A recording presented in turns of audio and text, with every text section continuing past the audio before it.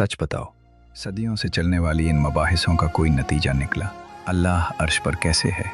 नबी सल्लल्लाहु अलैहि वसल्लम का साया था या नहीं? नबी सल्लल्लाहु अलैहि वसल्लम को इल्म गैब है या नहीं? अली अफसल या अबू बकर? नबी सल्लल्लाहु अलैहि वसल्लम बशर हैं या नूर? ऐसे दर्जनों मबाहिसें हैं।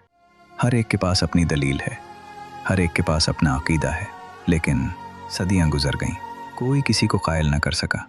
क्यों? क्योंकि ये मबाहिसें नहीं, ये ईगो का खेल है।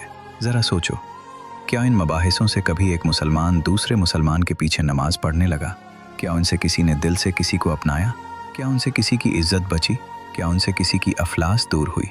नहीं, उल्टा नए मसलक बनते गए, और मसलकों में भी नए मसलक बनते गए। मस्जिदें तो बढ़ गईं, लेकिन एक साथ खड़ा होना नहीं आया। सदियों से यही सिलसिला है। मौलवी पढ़ाते रहे, अवाम लड़ती रही।